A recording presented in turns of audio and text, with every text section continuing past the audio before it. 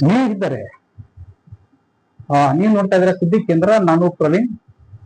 ಸರಿತರ ನಾನ್ ನಿಮ್ಗೆ ಒಂದು ದೃಶ್ಯವನ್ನ ತೋರಿಸ್ತೇನೆ ನೋಡಿ.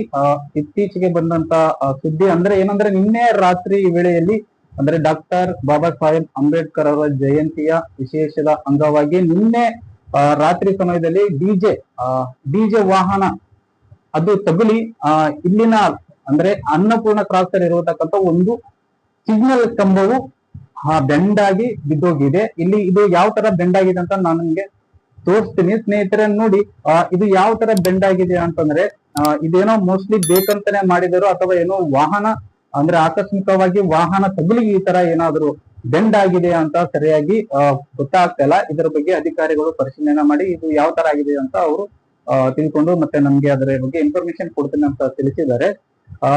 ಹಾಗೆ ಸ್ನೇಹಿತರೆ, ನಾನು ನೋಡಿದ್ರು ಇದು ಏನಂತಾರೆ, ಇದು ಕಂಬ ಯಾವ ತರ ಬೆಂಡಾಗಿದೆ ಅಂತ ನಾನು ನಿಮ್ಗೆ ತೋರಿಸ್ತೀನಿ ನೋಡಿ. ಇದು ಪಕ್ಕದಲ್ಲೇ ನಿಮ್ಗೆ ಕಾಣ್ತಾ ಇರುತ್ತೆ ನೋಡಿ ಯಾವ ತರ ಬೆಂಡಾಗಿದೆ ಅಂತ.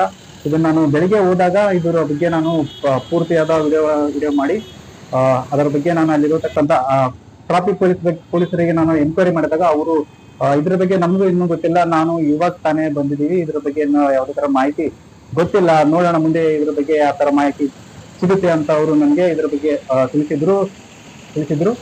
ನೋಡಿ ಸ್ನೇಹಿತರೆ, ನೀವು ನೋಡ್ತಾ ಇದ್ರ ಇದೆ ನೋಡಿ ಆ ಕಂಬ ಯಾವ ತರ ಬೆಂಡಾಗಿದೆ ಅಂತ. ಮೇಲಿಂದ ಕೆಳಗಡೆ ನೋಡಿ ಯಾವ ತರ ಬೆಂಡಾಗಿದೆ.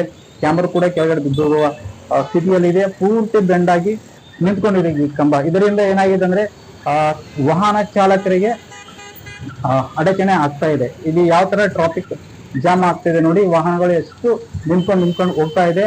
ಅದ್ರ ಪಕ್ಕದಲ್ಲಿ ಕೂಡ ಕಾಮಗಾರಿ ಕೂಡ ನಡೀತಾ ಇದೆ. ಅದು ಕೂಡ ಕಾಮಗಾರಿ ಕೂಡ ಸಂಪೂರ್ಣವಾಗಿ ಆಗಿಲ್ಲ. ಆದ ಕಾರಣಕ್ಕಾಗಿ ಇಲ್ಲಿ ಏನಂದ್ರೆ ಇಲ್ಲಿ ವಾಹನ ಚಾಲಕರಿಗೆ ತುಂಬಾ ತೊಂದರೆ ಆಗ್ತಾ ಇದೆ, ಅನುಕೂಲ ಆಗ್ತಾ ಇಲ್ಲ. ಹಾಗಾಗಿ ಈ ಬಿಸಿಲಿನ ತಾಪದಲ್ಲಿ ಈ ಕಂಬ ಇದೇ ತರ ಇದ್ರೆ ತುಂಬಾನೇ ತೊಂದರೆ ಅನುಭವಿಸಬೇಕಾಗುತ್ತೆ ನಾಗರಿಕರು.